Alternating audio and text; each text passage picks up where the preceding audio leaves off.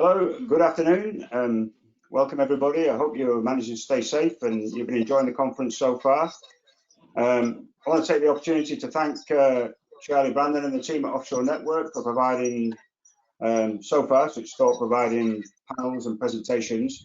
But I like the accessible format as well. You know, a short session or relatively short session in the middle of the day is great for the majority of people, I understand, anyway. My name is Ed Evans. I'm an independent consultant in energy data. I'm here representing conference partners BCS Data Management Group. BCS, or British Computer Society, is a professional body representing all aspects of computing in the UK. There are over 60,000 members with specialist groups like the data management specialist group that I'm representing, and in every area of computing. So I urge you to go to bcs.org.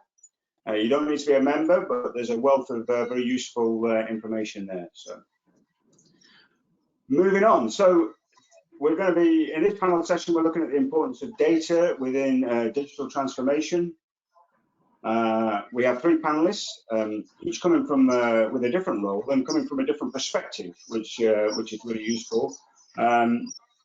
Here to share their experience. So please ask questions via the question box, and we'll try to answer as many as we can at the end as time allows. So first of all, I'm going to make a quick introduction to the panelists, and then I'll ask each one of them in turn to give us some detail about their organisation, the digital transformation that they're going through with the role of data in that, and then we'll go back and pick out some of the interesting key points in more detail to hear as much as we can from the experience that these guys have got with the real world activity there. So just to introduce them, we got Helge Vigrestad, Digitalization Manager from Var Energi, and we have Kaluza, Reference OT Architect from Wintershall, and Haavard Oestensen, for a VP Head of Growth Kongsberg. Welcome, guys. So Helge, will you start for us? Tell us about your organisation, the digitalization program, your role in that, and then how that's all going so far. Yes, hello. Yeah, we have a digital program running in Var Energi, which I'm heading. So to Var Energi, digitalization is to enable new ways of working. So it's not about tech fully, but it's about, our vision is then to be an agile adopter. We are not as a company mature enough to be a front runner in this race today. So but the key message for me is, for us, it's really to enable new ways of working, where we utilize digital technology as the enabler for that and not the fundament.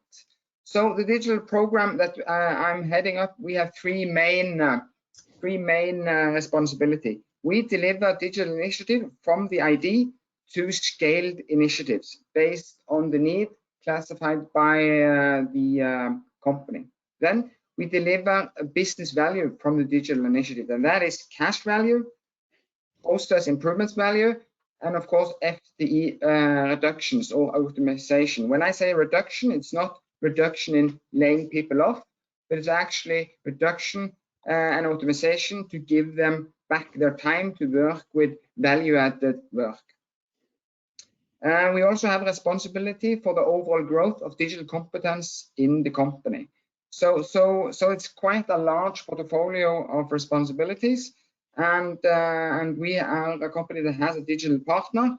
We are partnered up with to be able to deliver this. As mentioned, not very mature on this field when we started 2019, coming back to that. Yeah, that's around how it sits. Do you want me to go a little bit further with what we do, or are we waiting with that? Very good.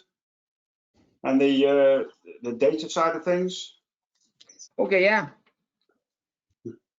Okay, you want me to go a little bit further. So we started out our digital journey in early 2019.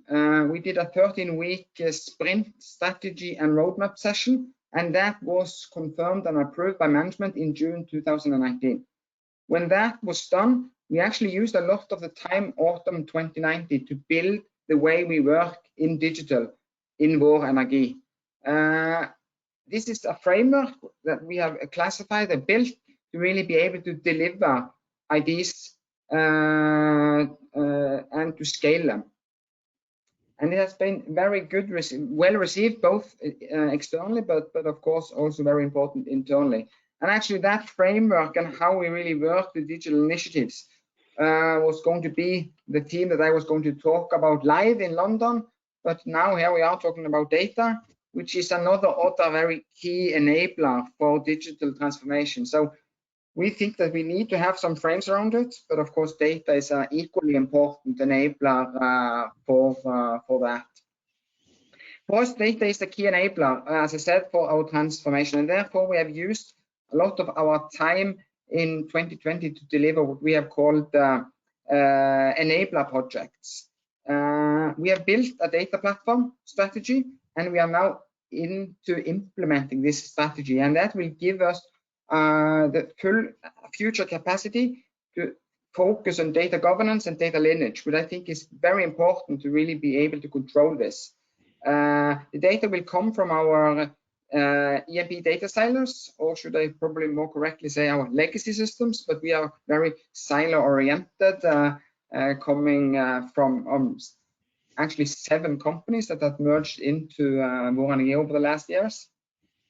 And it will also give us a platform to be independent from the software vendors. So we control and organize our own information, and will give them access to the information we want them to work with. So a good example for that could be if a company as Kongsberg or Cognite or Siemens, whoever they are, need access to the SAP PM data. They won't put up their own black box in our environment. They will access the information from our data platform. Just a couple of other quick examples of what we have done on the enabler side. We have launched a master data management strategy that follows the implementation of the data platform. We have now kicked off 2 projects in that: data strategy and structure for supply chain management, where we look at vendor data and material master, for instance. And then HR is another key contributor to the master data universe. So that's up next. The last thing I wanted to mention is our launch of Var Energi Digital Academy. Where one of the lessons or classrooms is really how do we become a data-driven enterprise? Because that is not something that is at the forefront of busy people in the organization, and there is no golden button to click to move data to knowledge. So trying to really embed that and build that knowledge into the organization is some of our main focuses. Very good, very good. That's a great summary. Thank you. Jan, would you like to give us your experience so far? Yeah, thanks, Ed. Yeah, maybe I start really short with my introduction. So I'm coming more from the machine room, so to say. So I'm the OT reference architect at Wintershall Dea, and my focus is to deliver cloud infrastructure and data connections needed for our digital pilots and use cases, with a special focus also on operational technology data. So my background is also from electrical engineering, and I worked in OT and IT security as well as cloud architecture for almost 10 years. So what drives me, or what is where I take my energy at work from, what I've found very important is to build up a strong basement. So for me, it's important also that I design and support a converged IT/OT digital architecture that follows, on the one hand, the very, very strict security standards we have in our industry for automation and also the guiding principles. But on the other hand, we also have to make sure that we allow a transparent data sharing across these worlds. So without complex and isolated back-to-back firewall concepts, for example, without security by obscurity, without a satellite architecture in IT and OT and digital. So basically, I want to develop a harmonized and standardized technology layer across IT, OT, and digital. So cloud platforms, for me, are the key in this concept, and not an enemy. So this is a long way, I know, and this follows our company transformation aims that also considers what for me very important is that people are a key to be successful. So from that said, where's our company currently, or our organization staying? So we as a company have been run through a merger within the last couple of years or last 2 years. So this enables us to introduce a complete new digital department in our operational model. So we from the digital department are focusing on 3 main core areas where the company earns money. So we focusing only on exploration products or use cases, on development use cases and production use cases. So we started beginning last year with a strong focus strategy. We called it our 7 best bets that we want to deliver within the next 2 years. So last year, therefore, we invited the focal points in the company and from our asset and also from key departments to take part of our strategy weeks, where we went through a couple of projects and had a kind of funneling process to end it up with these so-called 7 best use cases we want to really tackle. And therefore, we made really a concrete business case to really look into that if it delivers us value. When we look into the transformation program itself and how far we are and where we are staying, basically it's I think quite similar to Var Energi. We also been setting up, and this is I found it very important, a cloud data foundation layer we called it. So we called it an enterprise data hub, and we selected also a powerful partner to develop digital use cases along our assets. So we are now in the scaling phase to onboard more and more assets. So I would say it's easy to say, so hey, learn fast, fail fast. But for sure, that's one directive of digital. But what does it really mean to the organization? So a complete different culture is needed, obviously. And so I personally focus on data here as part of the transformation, but I always have to have those topics in mind. So that's one reason why we selected powerful partners to help and support us on our way. So that's either technically for the platform work, but also for the agile thinking and mindset support. It's always, I would say, start with the mindset of the people when you start a project with them. So getting them involved in that process is the most what hurries us. I've learned that you need to start with telling them that digital transformation is not here to reduce people. It is a joint approach to make their work more affordable and more valuable. So, and it helps to work more on quality tasks than on quantity tasks. And it will increase, obviously, also the job safety. So, and when I look into the tools more on the vendor side and also our platform and ecosystems. So I think digital use cases in general means a complete new type of thinking. So it means not concentrating to one vendor. That's, I would say, thinking back.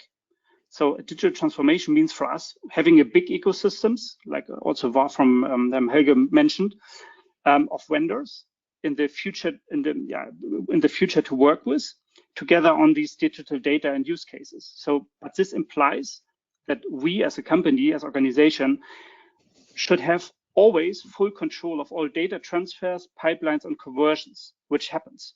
So, and at the end, I guess you will have all cloud providers in use. So either it is Google, Microsoft, AWS, and such. So we work with this toolbox, basically everywhere where you want to work with data from various sources and from various providers. Our cloud data foundation layer is essential. So we use this enterprise data layer to access all the data, to control it, to steer it, and to also to give external secure access to our data. Very good, very good. So you were building a foundation already. That was part of your role within the organization, and the digital transformation activity is taking advantage of that, but also giving more focus to it. That's true. The problem is, I think, when you talk about value, infrastructure itself is very hard to value. So yeah, so it's capex. So one of our statements for sure in digital is that we do not collect data in our data hub for the sake of collecting data. So we strongly focus to ingest only needed data for the use cases, but several infrastructure components needs to be there before.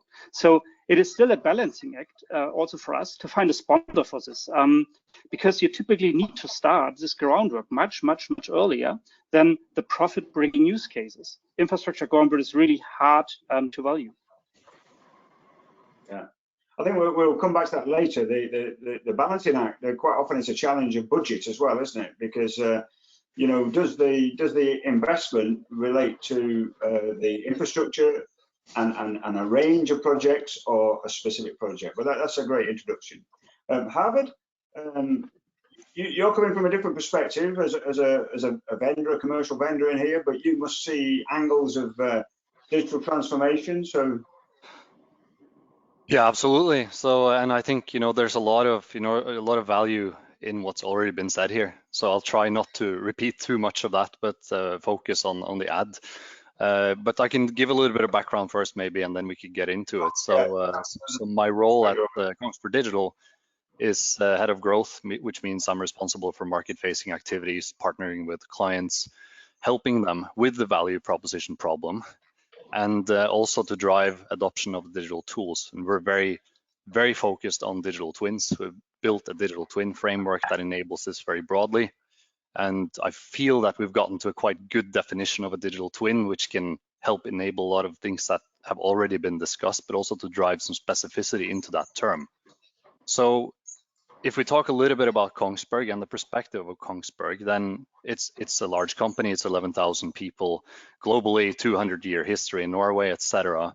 And then Kongsberg Digital, which was established in 2016, then brings this digital capability to market in the context of cloud, simulation, analytics, and really is focused on driving better decision making.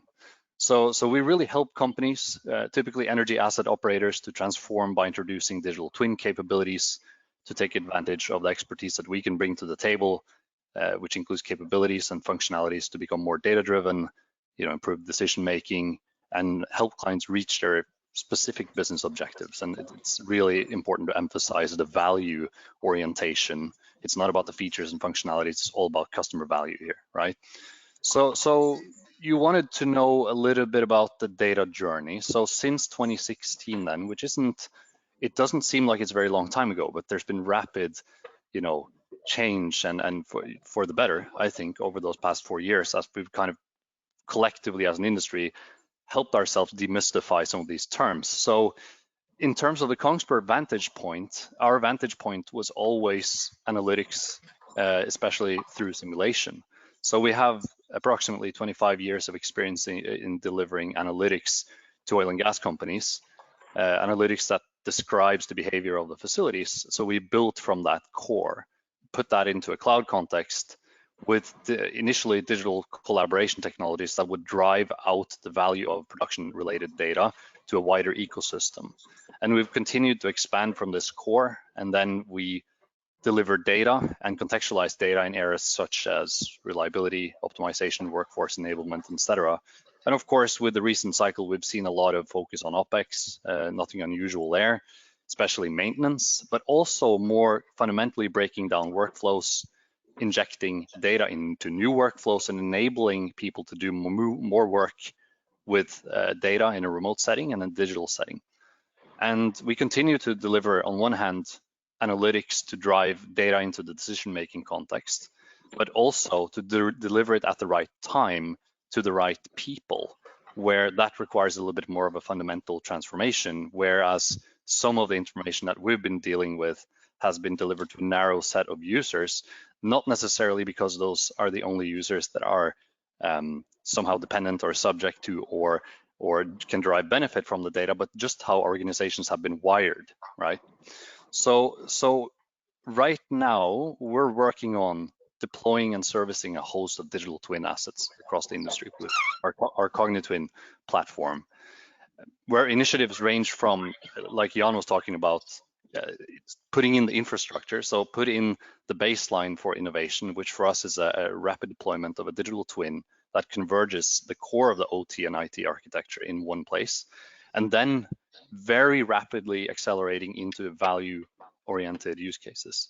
And having a very short time to value is one of the key focus areas. But of course, delivering data securely as you do that, and having transparency in the data on the journey from source to user to decision, that's critical for us. So we continue to innovate, and we work in very close partnership with the clients that we work with to achieve those specific outcomes through the digital twin platform. Very good, very good. And the clients requesting that you're engaging with, are they typically involved in digital transformation themselves, or do they not call it that, or does it? I mean, it must vary, I suppose. But what's your experience? Yeah. So I tend to try to bring this back to the definition, try to define, what is a digital platform, and for us, what is a digital twin, right? Initially had a very narrow, I think the industry had a quite narrow definition of this. It was just an analytics tool, so it was in the hands of very few users. But what we have discovered is that the results can really be achieved if you elevate that into a strategic context, connected to the business objectives from the get-go. So objectives and key results coming from the top, and acknowledging that they can actually change. I think what we have seen through 2020 is that we've gone from a let's increase production, generally speaking, because commodity price is okay, and now we're in a margin compressed environment, so maybe the optimization criteria changes. So we've had to take our core analytics model and flip that to fit the particular customer's needs, and then to build out from that core to ensure that the entire organization is aligned. So, companies find themselves on different ends of the spectrum. We've seen the greatest results where you truly define this as a strategic initiative, which then really expands the user base from potentially a handful to hundreds on an asset, spanning from reliability, field workers, optimization team, control room operators, etc. Because the finding is most of them are working from the same data set. They may have different permutations that sit in specialized applications right now, but that's not necessarily a benefit that stimulates collaboration, because you need so much specialization in the tools. So we really focus on trying to enable the operators in a very much more workflow-oriented manner that connects them to the objectives and enables them to take advantage of all the capabilities in that ecosystem setting. Yeah. So, I mean, the great thing there, you mentioned workflows, Jan mentioned use cases. I think Helge mentioned use cases too. It's really about focus, isn't it? And one of the questions we've got from already from the listeners, which is similar to what I was going to ask just next anyway, is maybe picking a particular use case that you've been either completely through or most of the way through, and talk about what value you've been able to articulate from that. Helge, you ready for that one? Yeah, that's good. One of our, I would say, flagship digital project, and actually that what had kicked off a lot of excitement for digital in Var is the case of energy management, and that was one of our earliest use cases that came on the table, and it was not driven from a kind of saving money perspective. It comes from regulation, regulator requirements. So first, just what is energy management? Energy management and the purpose of energy management for Var, it's a key pillar for us achieving our sustainability goals, and it's a mechanism for identifying potential cost saving. We spend 400 million NOK on energy consumption and CO2 assumption yearly. And at last, the one that kicked it off really that ensure compliance with what's called in Norwegian aktivitetsforskriften, which is the regulation, paragraph 61. So we actually are following that, and it's key operating legislation. And in that, what we really did with that, we built, we implemented an energy management system, and the energy management system is for us a framework for systematically improve energy and CO2 performance. And it's not just a digital tool for monitoring. It's not just a tool that you drop out there and you think it will work. It really needs to be embedded. It needs to be transformed into the way we work. So we have used a lot of time to really transform the way we work and think energy management into each and every process offshore. So if a project or a maintenance job is going to be done offshore, they have the energy management guy say, what about energy management in this? So we try to embed it as part of the everyday life of everyone. And to support that, of course, we have had data. And as Kristin Clark said, our CIO said in the presentation she had of it, and it's an important tool for us for driving sustainability and value. But if you can't measure it, you can't improve it. So of course, accessibility of the data is key. So what we really have done is that we have taken all uses of tie data, all energy components data, and all Schlumberger Arboset data, and combined these data into our energy and CO2 monitoring dashboard with quite much depth in it. And that is the tool where they now can start focusing every day, working every day. How can we limit CO2 emission? How can we really be more efficient in the way that we use energy offshore? And it's implemented at Goliath. That project was finished end of December. And excitingly, we are now scaling it.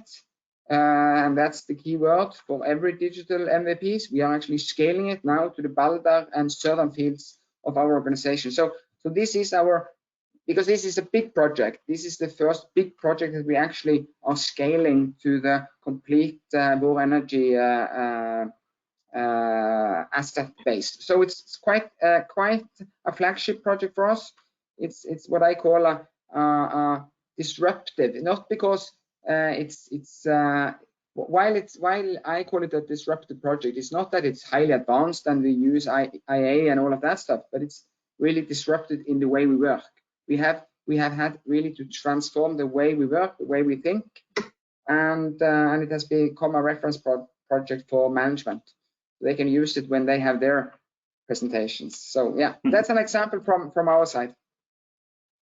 That's a great example. What I particularly like from a data perspective, at least, is that need to combine data from different sources in order to support the use case. And some of that data would have been in a relational database, some of it would have been in spreadsheets, some of it would have been on documents or in somebody's document system. And yeah, we have to mash those things together somehow and bring control to data sets that probably weren't controlled before by anybody, you know. So but that's a great example.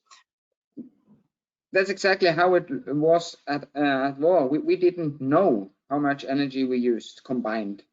Some people knew how much was done, how much energy was used in that corner. Someone knew in that corner, but nobody had the holistic overall view and what that meant for our CO2 emissions. Now we can see this overall for the whole company, for one asset from one energy source, and that is a completely new thing for us. So it's quite exciting. Very good, great example, and how to bring data together for value. Jan, what about yourself? What's your kind of favorite or best example so far that's in your digital transformation journey there? That's very interesting to hear what Helge mentioned.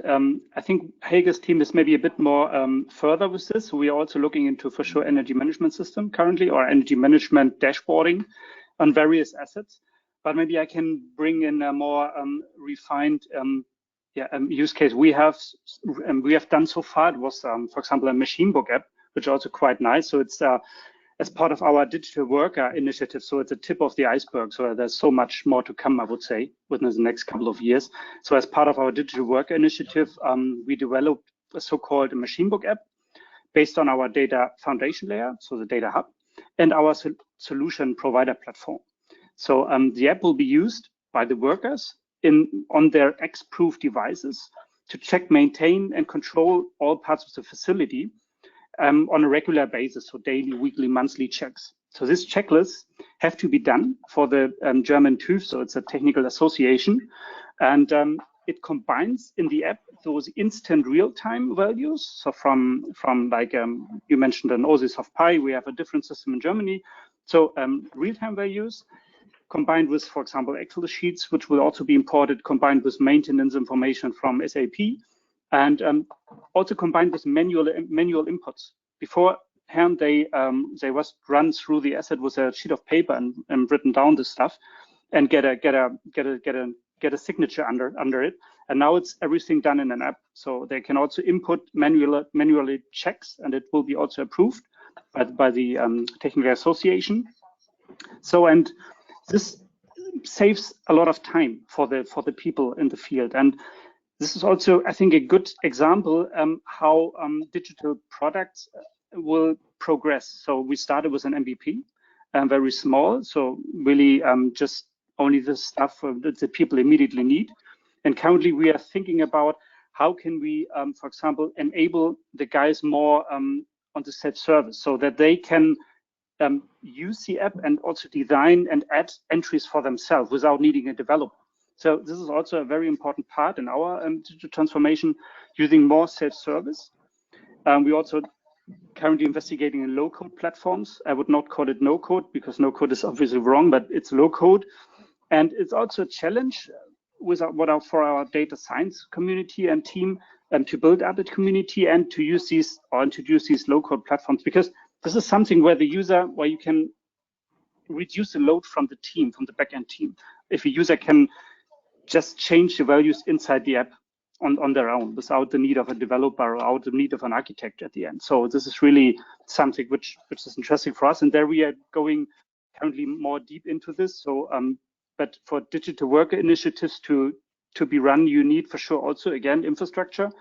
Currently we are in the way deploying our X-proven Wi-Fi on some platforms. So to be able at least to have a digital worker use case there. Otherwise, without any infrastructure, it will still not possible to do anything there. And from a data perspective, then it sounds like you're creating data sets and making them more available to the users at the time when they really need it. So it's about that accessibility. Exactly. I mean, exactly. But before I can give an example. Before they just run out to the asset and check a tank value. A lot of values are getting from sensors even without a gauge, so you do not have an immediate display on the value, so on the sensor itself. So the value will be written into the real-time systems, and the real-time systems is maybe in the office accessible, but not by the workers itself. And so we have a combination then with these smart devices, with these smartphones, X-proof smartphones, really to have all values immediately instant once you need it on your phone. And for example, this is the next step. We can also drive into more. You have also maybe maintenance information in this.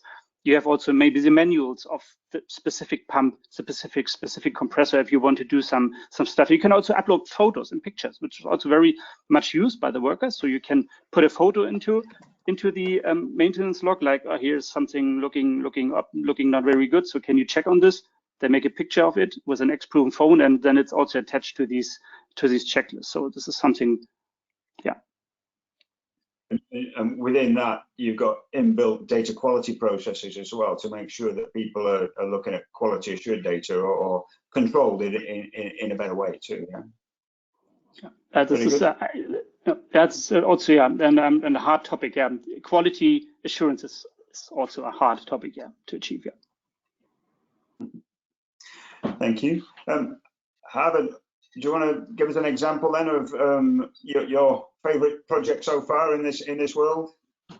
Yeah, I think, so when we go back to the transformation story, right, we typically do talk about two things that go hand in hand, and it's the technology and then it's the people and operating model, right? Because you have to be wired correctly as an organization to fully take advantage of this. And I think that's reflected in the use cases as well. So I'll mention two. And one will be the optimization analytics case, and the other one will be around collaboration. But if we take the optimization case, I think last year, like I mentioned before, we come from a vantage point of analytics, right? So we try to solve for optimal asset performance in some pointed use cases that target very specifically OpEx, etc. But I'll say again that we started out with one approach in 2020 on an asset where the scenario was, let's say, going in one direction. There was an optimization criteria. And then we actually executed the agile principle of fail fast and then pivot. And we did it together with our client. So the optimization criteria changed. So we went back and we changed the optimization together with the client, and we tested under new market conditions. I'm very pleased to say that the client confirmed that that use case actually contributed heavily to meeting the ROI requirement within 1 year of the solution deployment. So we're very proud of that. And then, of course, then there's the other side, which is the collaboration side, right? How do you actually deliver that value into the organization? And what we have seen there, and I think this has been, and probably everyone has seen a bit of this with COVID-19 and the need for digital means to be able to access data and do work remotely. But we deployed some interesting collaboration applications, including something called simultaneous operations, which allowed remote workers to actually log in from their living room or from their devices and do and participate and conduct work planning that would set you up for efficient execution. So part of what we provide is situational awareness for the asset, where we transpose the data onto an avatar that represents the fully virtualized facility, so that if you have to do something that's fairly rudimentary, like you have to climb up somewhere and inspect a valve or a pump or something, you can actually now transpose some of maybe the tools that you need into that environment in the digital space. You can check, can you fit there? Do you need some equipment to get to that location? Do the full planning. Is there work that's going on in the area, etc.? Is there hot work within the range? Do I need to schedule out 1 day? So we integrated that process. We worked shoulder to shoulder with the client to integrate that in one work surface that enabled people to contribute to that process day to day from their homes in this situation. Now, that has very little to do with analytics, right? So it just illustrates that you don't have to necessarily infuse machine learning or AI to drive value. And what we saw when we did that was that we increased our user base substantially, because it got sticky in the process. And people saw a very tangible, easy benefit of having information in the context that was very specific to an outcome, i.e. the forward plan, and checking if you could conduct the work without having anything in the way or any other encumbrances. So I'd mention those two, and then it's really about building upon that momentum, connecting to value, and making sure that you can keep that organization tightly connected with it. So those were very exciting things that we did in 2020 and that we continue to build on in 2021. So remote working, does that present a challenge as far as the security of the data, making people, keeping people working on the same data set, not going off and sort of changing a model over here that's not reflected over there? Have you got any experience of how you've managed that? Yeah, so if to take the security aspect, obviously when you're funneling in information that potentially represents your entire portfolio of IT and OT, I think Jan mentioned IT-OT convergence, which almost is a cliche, but it's actually happening now, right? So when you do that, you have to have very tight handle on cybersecurity. So what we have had to do is to establish a cybersecurity organization. We have attained the ISO certification 27001. We make sure that all data is encrypted in transit and at rest. What we provide is really the ability to stream data through this digitalization platform, the digital twin, to deliver all that data. So we have to make sure that we comply with cybersecurity. So we have 24/7 support for that. And obviously that's where we've been able to leverage upon the capabilities of Kongsberg Group being a provider within operations technology for a very long time. So we're fortunate that we had that capability in-house. And what we see is that clients now turning to the ecosystem, as was mentioned here, I think by both Helge and Jan, then you have to have, you know, a strategy in terms of security, and suppliers into that ecosystem need to be, you know, to play within the rules of the game. So we take that very seriously at Kongsberg. You set the rules via a data security policy, and then you can pass that on to your suppliers, your partners, and make sure that everybody is singing from the same hymn sheet. Yeah, I think that, so one thing is, let's say, a data encryption, right? That just has to be in place, yeah, so that, you know, you have safe, secure data and in all states. When it comes to, let's say, delineation, you have to be, in our position, you have to be a facilitator. So because different companies have different perspectives on who should view what data, and it goes along organizational lines, rank, you know, responsibility, etc. So as a supplier, you have to facilitate flexibility so organizations can set up those hierarchies and start slicing and dicing data sets that are delivered to the proper users according to their, let's say, role-based security rules that will be specific. So of course, this has a lot to do with building that flexibility and transparency into the solution, which of course we focus a lot on as our user base. You know, I think going back to the digital twin point being for few users, now it's for thousands of users. So then you have to make sure, yeah, that you can cater to everyone from the front office to the back office to the field, so to speak. And so you have to have that flexibility, and that's what we keep working on. Very good, thank you. So I'm going to go to the questions from the listeners in a moment. I've got one more question to ask, and there's so many different aspects to this that, and it's fascinating to hear you guys all going through it. Is there one thing that you would recommend that people do as far as the data is concerned? One lesson learned, or is there one lesson that you say make sure you avoid that? It's a good general question to that can we can go anywhere with that one. But Helge, can you start with us, please? Yeah, and we could mention a few here, but I would just take a fairly concrete one, and it's from our own organization, of course. Now, when we have done some projects, we have done the energy management, we also done a production dashboard reporting use case. The enthusiasm of looking at the data starts growing, and as an organization, we cannot afford to forget the aspect of governance and especially data lineage in our data. Trace them back. Where are they coming from? Who has the correct authorities to see it? The cybersecurity part of it, as Haavard mentioned. For me, as that in a way speaks this overall presentation of how good digitalization and how good the data focus is. It's very bad if my shiny pie or my shiny dashboards is not something that you can believe in when it's really put to the test in operations. So just emphasizing that, and we have now people running to us every day asking to lift data to the platform. But we need to have some kind of brakes on that so it doesn't run faster than we can govern it. So that is my key takeaway from where we stand just now with our brand new data platform in place. So sustainability through governance. And do you think that your users or the people in your organization, that you think their attitude towards data has changed? Yes, I said we had this challenge or this class set up for how to become a data-driven enterprise, and I think that was an eye-opener for a lot of people, and that the data that they were looking at in their Excel spreadsheet before wasn't actually knowledge; it was only data.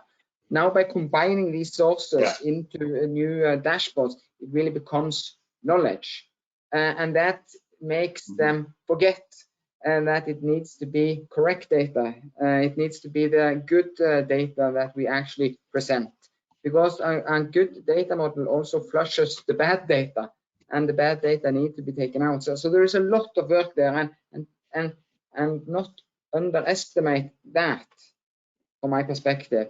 And Jan can probably take much more about the details, but from my perspective, not underestimating that is a very important thing for us.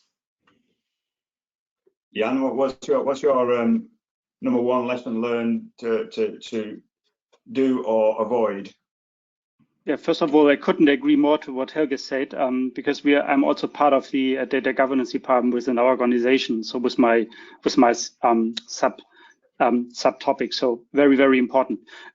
For us, in the same way important, maybe I go more into the support of these infrastructure we built for the digital use case. So everybody in the organization, so from the board down to the asset management, like to see progress on digital use cases, Lighthouse, digital twins. So, but one of the hardest, I would say, if not the hardest challenge for us as an organization was who is then maintaining and developing the platform and infrastructure that has to be built to run these successful use cases. So that's unsexy. So it's infrastructure is always unsexy. Everybody wants to drive the fast supercar with 300 kilometers per hour on the highway, but nobody's interested in the complex infrastructure and operations and maintenance. So that it's needed, obviously, for supporting this. So it's the opposite. Everybody, I think, hates constructions where you stick to 60 kilometers per hour. So operationalization is a major topic if you do not want to fail with even successfully started use cases at a long run. So where's the team for these platform operations? Apparently, I mean, not the first level of IT. So it's continuous platform work. Continuous platform work is needed, and people with deep data knowledge. We are working with MVPs, so even a successful use case is developing further and further, and that needs further support because there is no fixed finish line. So build up a strong, focused team also with partners. That's very much also important for us to mention. We have partners where we really strong work together with, and it's not stopping after the use case. Definitely not. No. So, and there's so much infrastructure which needs to be maintained and to develop for digital. So from the DevOps environment with code repositories, machine learning models, model hosting, the notebooks for the data science colleagues, the low-code environment, the code function which do the ingest of the data to the cloud platform. So much things which we need to consider, and also in the way of data governance for sure. So you're building a railway as the train is following along behind you, and you still don't know how far you've got to go because it's an endless journey. That's it's quite a challenge. Exactly. Haavard, what's your kind of takeaway? Your number one? Yeah, it's really hard to consolidate into one. So I'll mention very briefly 3 things that I think are core. One thing has been mentioned here. It's partnership, right? And coming from the supplier side, we really want to move away from the, let's say, customer-vendor relationship in digitalization. It needs to be one team. It needs to be a trusting partnership with common goals to ensure that we're pointed towards that value that we keep talking about. And so that we are focused on that and not the transactions necessarily between ourselves. So building a framework of trust and partnership is where we have seen the most success deploying our solutions. And then, of course, enabling the client's goals. The second is the approach. So rather than seeing it as a one big bang thing with a, let's say, a finite terminus, it's a continuous process, but you start small, you think big, and you scale fast. Those are kind of key tenets, right? Back to the pivot story, that I explained earlier. If we hadn't had that approach, it wouldn't have enabled us to actually pivot very quickly. So we started, implementing very quickly, and then pivoted when we met challenges, and we came back to the partnership as a fundament for being able to do that. So that was good. The last thing is the perception of needing perfect data before you start, right? So there is actually a bit of a misconception out there, thinking that we need to make all our data perfect before we can start thinking about digital. And what we have seen is, and in the context of digital twin deployment, is that when we deployed digital twins to certain assets that had, let's say, lower data maturity, and there was some nervousness attached to that, yes, we elevated a lot of discrepancies because we put in business level validation logic that would actually flare up and visualize missing data points in the asset model. So the way to think about it is, if you're a pump, what data do you need? And if it's not there, make it visible. So when you load the first iteration of the digital twin, it could be that you have a lot of red flags, but that's actually a good thing, because now you have the opportunity to commission mitigation activities from the business perspective and then take it back to IT. So that actually helps you with your data quality issue, rather than saying, okay, I'm going to do this complete bottom-up cleansing and individual source validation. I'm going to commission 20 projects because I have 20 IT OT core systems. Be daring and try some of these solutions that allow you to do that business level validation, because you might find that it's easier to prioritize where to begin. But don't be, don't hold back in terms of starting initiatives, and rather be flexible in your approach after you've started them. It's a very good point, actually. In fact, you've answered some of the questions that have been coming up here about digital twins and working with more mature assets. Is it a question of preparing the executives or the management to expect what you're going to find? I mean, I remember the same with GIS systems. You know, you put a window onto data and it shows up all the gaps. Is it a matter of setting expectations? I think expectations need to be anchored within management, right? But it's not only a top-down initiative. It's the transformation happens ground up, but the direction is set very much top-down. But the key here is business-led. So connecting everything you do to tangible value that's aligned with the business plan, so everyone understands that it is on board with this being strategic. It's fundamental. Otherwise, it just becomes another tool in the toolbox. And that's not, I don't think that's what anyone needs right now, because there are lots of tools out there. Okay, I'm looking at the questions we've got. We've got a lot of good questions here. We've already talked about security on data, and there's a couple of questions about that.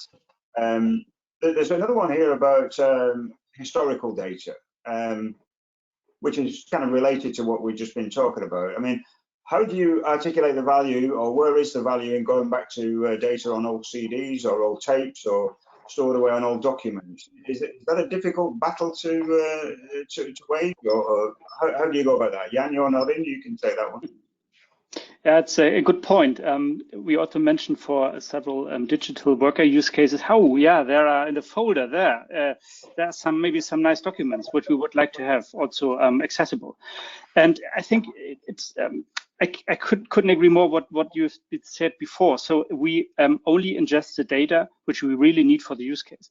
So if you really start thinking too big in terms of, oh, we need all the data first ingested before we can start, then you will never start, or you will never finish, so to say. So we also started there small. So we ingested this, for example, we do image processing on this and tried to upload the most important documents which are needed for this use cases, also to attach them to the cloud data sets and put them into the hierarchy.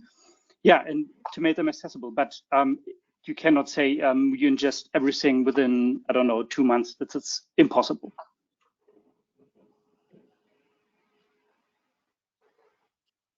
Anybody else got a comment on historical data and the value in that? Have you got any examples? Yeah, I mean, I can just chip in. There are always challenges. Yeah, I mean, obviously, if you're looking at very pointed use cases, and you can look at analytics models that require historical data to do trend and pattern matching, for example. So there's definitely value in historical data. Looking at work order history, has an asset been serviced sufficiently? Are there anomalies in the order? Have we done things historically that we can change going forward? Absolutely, is value in historical data. And I can give you also an example. We also had at least over 10 years of historic data, 1 second data, so to say, so from the historians inserted into our cloud platform. And it's very, very valuable, because the data science, as a data scientist, so my colleagues really need this data to train their models, really find those, for example, shutdown phases for a compressor or for an ESP. Really important to find it and to train the models, and therefore we need historic data much more than I often can deliver in time. Yeah, I mean, just to comment on that, just to echo it, training models. At Kongsberg, we deliver hybrid analytics, which uses synthetic data based on simulation, but historical data is also part of that. So those two in tandem can actually deliver some results to you that are much quicker than without the machine learning aspect of it. But of course, having a good data foundation is key in terms of delivering, and then historical data, having access to that, being able to ingest that on demand, so to speak, to drive those use cases, especially for optimizations, is critical. Very good, very good. I don't know if we're going to get hooked in a minute because we're nearly over our time. But you know, we talked about governance and sustainability. I think that's really key. We talked about management really having a good understanding of our expectations setting about what data can and can't do, so to give you the time and space to do that. In terms of governance in your organizations, data governance, is that a formal thing or is that done informally? Do you have a concept of ownership? I mean, anybody got any comments on that? Oh, can I just chip in and say that that we are close to the end now, and if we could make this the last question before we move on. Okay. Yeah. Well, that's the last question then.